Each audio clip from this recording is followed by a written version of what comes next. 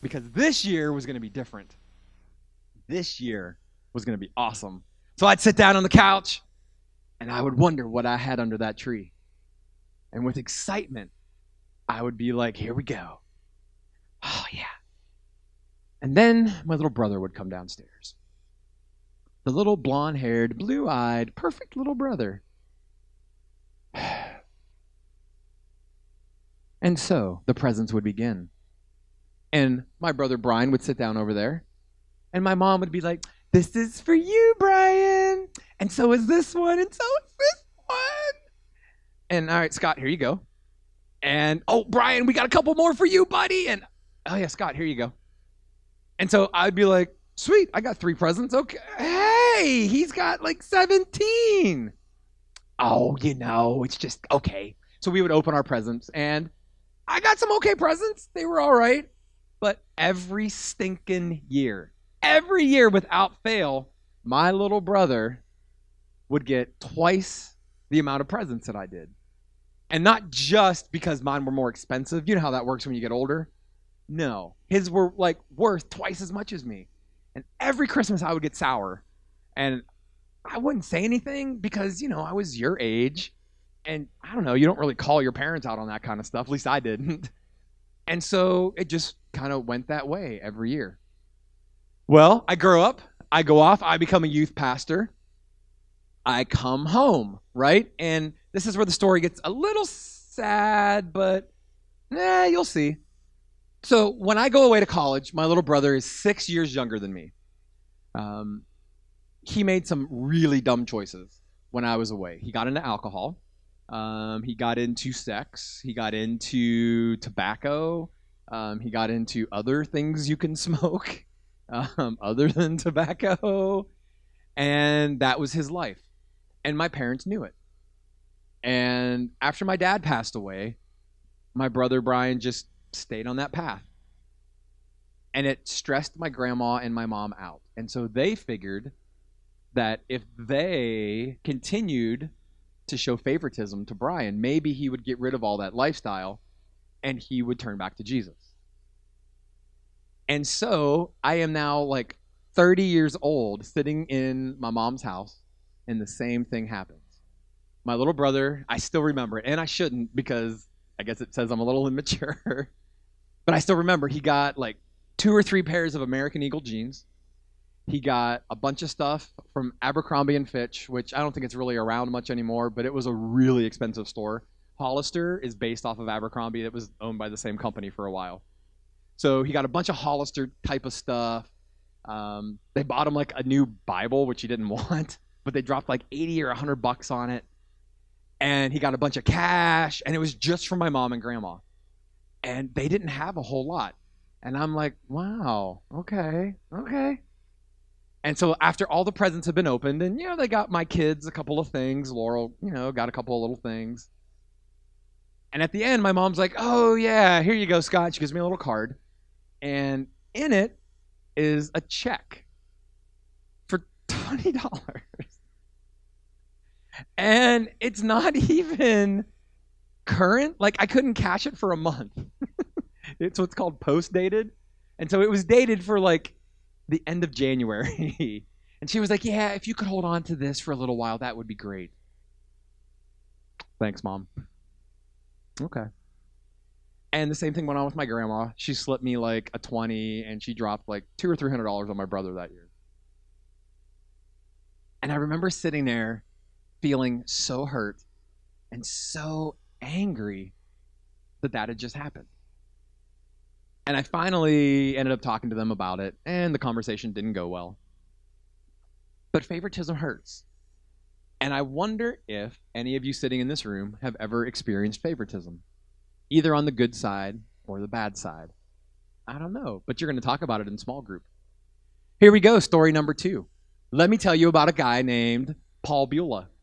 This is not his real name, but nowadays we record our talks, we record our teachings, and if I use this kid's real name, he might watch it one day and get really hurt. So I'm going to use a fake name. So let me tell you about a dude named Paul. Paul was in my youth group in Fremont, Ohio. Paul was one of the most annoying kids I've ever met in my life. Now, I'm a youth pastor. I'm not allowed to say that, am I? Because youth pastors have to love everybody. There's a meme that goes around that says, how's it go? Dang, my youth pastor doesn't even like you. That's how I felt about this kid named Paul. Paul was a know-it-all. Paul thought he was better than everybody else. He came from a family that had a lot of money. Paul was this like scrawny, unathletic, which is fine, but he thought he was amazing at all the sports that he played. He was kind of, I feel so bad saying this. He was kind of dumb. He just was. But he acted like he was so smart. And he drove me nuts. I'm not allowed to say that as a youth guy, but it's the truth. He drove me crazy. I didn't like being around this kid. I didn't like seeing him. I didn't like his parents. I didn't like anything about him. You just need to know that. Because after about a year and a half of being there, I was pulled into my pastor's office. And my senior pastor sat me down. And he goes, Scott, we have a problem. And I'm like, what's the problem? His real name was Paul, actually. I was like, Paul, what's the problem? Well, there have been some accusations of favoritism leveled against you. And I was like, dude, I'm sorry. I didn't, okay. And so in my head, I start thinking about the kids that I like.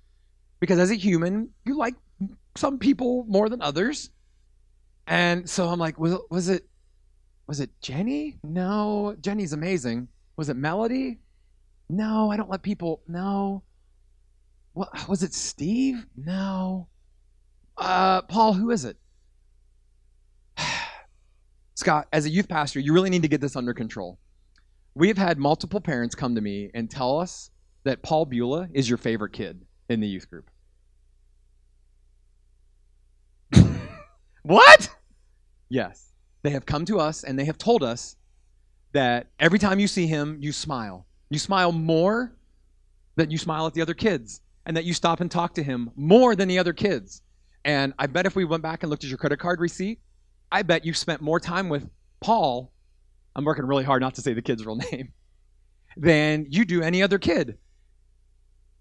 And at that moment, that was one of the biggest compliments I've ever received in my life, because I couldn't stand that kid.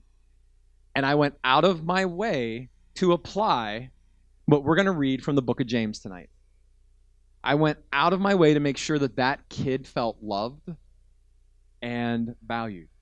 And so tonight, as we continue on with our study in the book of James, I'd like to direct your attention up to the big screen. Let's read these verses. You don't have to read them out loud, but I'll read them. Here we go. It says, yes, indeed, it is good when you obey the royal law found in the scriptures. You know, love your neighbor as yourself. But if you favor some people over others, you are committing a sin. You are guilty of breaking the law. Uh-oh. Think about your life. You've got people you like more than other people, right? That's okay. That's not what this is talking about. It's not saying that you have to like everybody the same. That's impossible. I don't like everybody the same. And I guarantee you guys don't all like me the same. Some of you like me and some of you are like, whatever. That's okay. The kind of favoritism that we are talking about here, you are going to dissect in small group a little more. But let me show you how serious God is about this topic. Take a look at the next two verses. Here we go. It says, so the person who keeps all of the laws except for just one is as guilty as a person who has broken all of God's laws. For the same God who said, you must not commit adultery, also said, you must not murder. So if you murder someone but don't commit adultery, you have still broken the law. Okay, what the heck does that mean? Here we go. Let's pull two of you up front. Sailor, get up here, and Big Al, get up here. All right. So we're going to put Sailor over here. Sailor is amazing. Sailor has only sinned One time in her life. That's it. Otherwise, she's perfect. She smiles all the time. She's sweet. She even treats her brother nice. Like, okay, maybe not. But in our little fake story here, she does. So, I should have brought you up instead. It's all good. So, in our story, she doesn't cuss. She doesn't have bad thoughts. She doesn't disobey her parents. She doesn't cheat. She doesn't cuss. She obeys her parents every time they tell her to do something. She reads her Bible every day. She never even has bad thoughts about people. Ever. Ever. Wow, Big Al doesn't believe it. But here's the thing. One day she was walking along and she tripped and she fell and she cussed. That's the one sin she has in her life. Got it? Everybody's with me? That sailor. Let's talk about Allison. Allison has broken every law that God ever created. She has murdered. She has stolen. And if you're in confirmation, you already know where we're going with this. She has kicked puppies. She sees puppies on the street and she was like, pfft. She's evil. She's done everything wrong that you can do. You think of a sin, she's done it. She's looked at her mom and cussed straight at her. She's even cussed at her grandma. I know, Allison. She's even walked away from her youth pastor when her youth pastor was trying to teach by using her as an example. She does nothing but sin. It's disgusting. She's even wearing all black to show you what her heart looks like. It's awful. She's awful. She's disgusting. And she's sinful. Baby, don't talk to the minister that way. Let me bring this little part to a conclusion. Hey guys, chill. According to God's law and according to what we just read, Allison, murdering, kitten, drowning Allison, is no more guilty, even though she has committed every sin you can imagine, than Sailor, who's been perfect, except for one time. In God's eyes, I love you're wearing all light. Stand together, ladies. In God's eyes, they are exactly the same. Why are we talking about this? When Paul wrote, and you can sit down. Thank you for letting me abuse you, Allison. I appreciate it. When God wrote the first two verses that we read tonight about favoritism, it'd be really easy for you to just gloss over them, right? To just read them and forget about it. Favoritism, that's not a big deal. Come on. James went so far as to say, if you show favoritism, you have sinned, and it's just like you murdered somebody. Oh my gosh, let that sink in. It's just like you've murdered somebody. So what are we talking about here? This is what we're talking about here. We are talking about showing kindness based upon external factors. What do I mean by that? Well, maybe we're looking at the color of your skin. Are you only kind to people because of the color of their skin? Do you come from a family that's like, I hate Mexicans. I hate them all. I don't know. I hope not. Do you come from a family that hates somebody because their skin's a little darker than yours? I'm jealous. I'm just going to say it straight up. I still get a sunburn. It makes me mad. It's not fair. I don't know. Maybe. But you know what? If you're kind to white people and you treat other people badly, that's showing favoritism. Uh-oh. That's a little scary. How about this one? Do you treat rich people better than poor people? If someone came walking in with really nice designer clothes and then somebody came in rocking their Walmart specials like I did growing up, who would you treat better? What if somebody's family doesn't have enough money for them to shower every day? Maybe they smell a little. You're going to treat somebody differently because somebody else comes from a family with money? I don't know, but if you do, that's favoritism. Here we go. Looks. Uh-oh. This one's tough. If I'm walking in and there's two people sitting here two women and one is gorgeous and one is funny looking, I'm going to want to treat the gorgeous one better. I'm sorry, I shouldn't admit that in public, but it's what I'm going to want to do. It's what I'm going to do naturally. You know what God calls that? Sin. Final one. How about talent? There are people that I treat differently because they're more talented and I like them better. I'm guilty of this stuff. There are people that come into this church, and if a guest speaker comes in and he stands or she stands on the stage and kills it and it makes me laugh and brings the word of God, and I'm like, they're such a good speaker, I'm going to want to go hang out with them afterwards. And I'm going to be like, hi, I'm Scott. Can we be friends? But if somebody gets up here on a Sunday morning and they stink, and it happens, they get up here and they're boring, just like me, I don't want to hang out with them. After the service, I'll walk up and I'll be like, hey man, good try. And that's it. I'm not going to want to hang out with them. God calls that favoritism.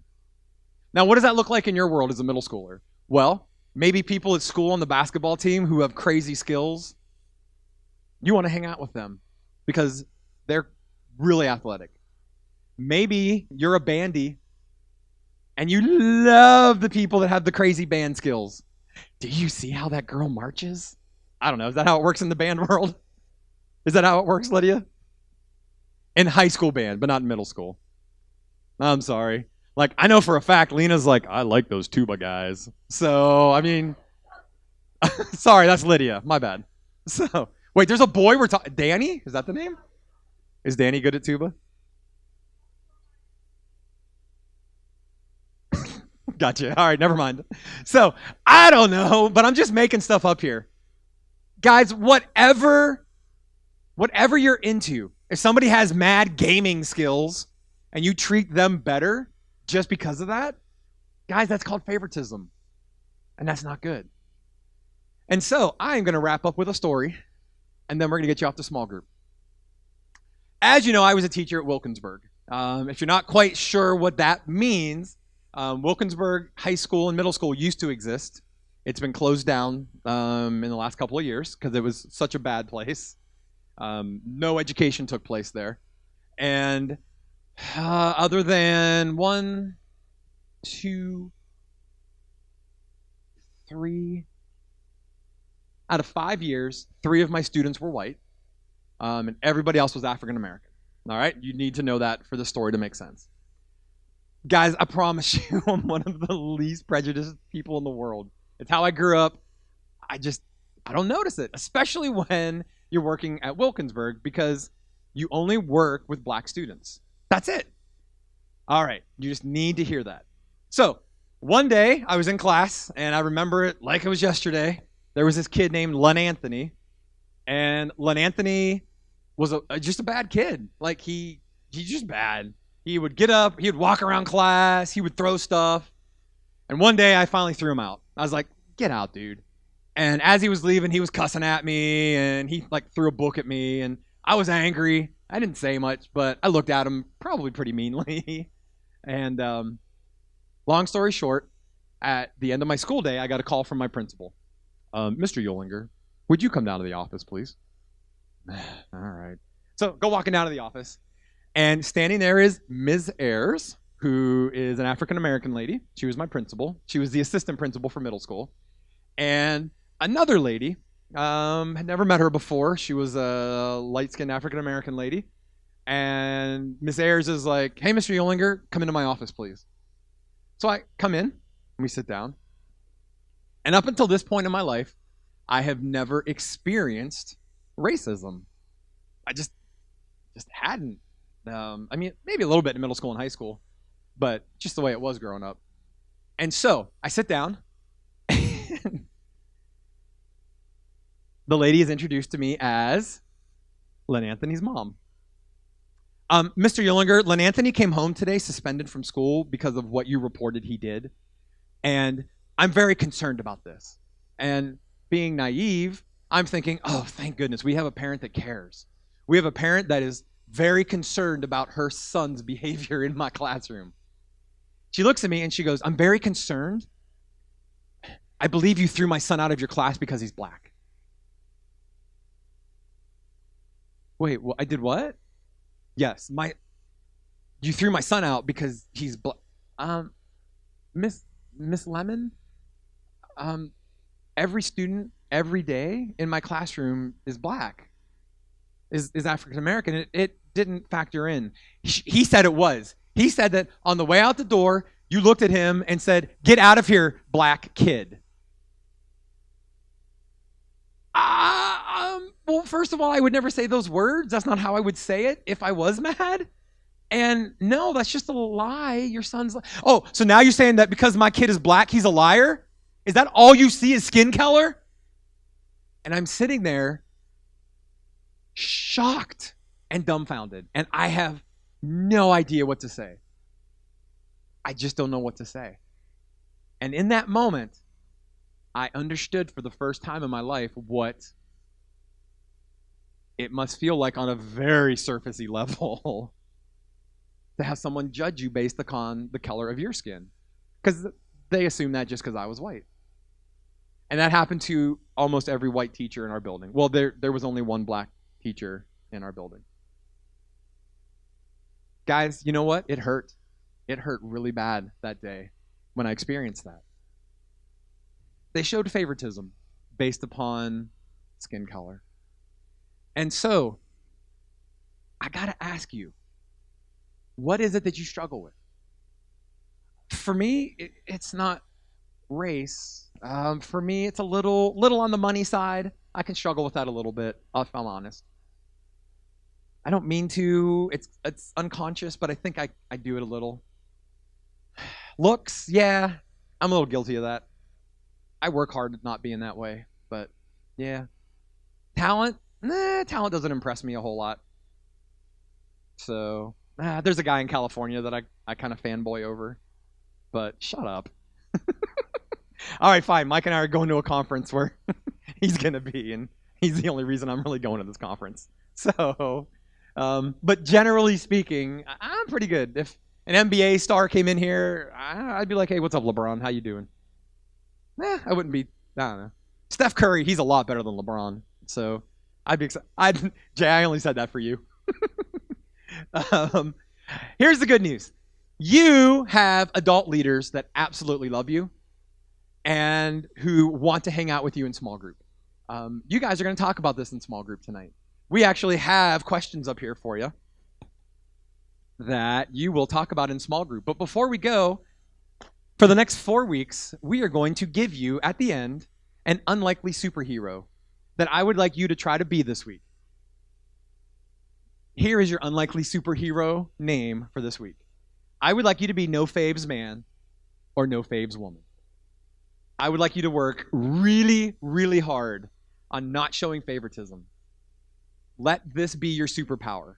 You treat everybody the way Jesus would treat them because you love Jesus and you're not going to show favoritism. Does that make sense?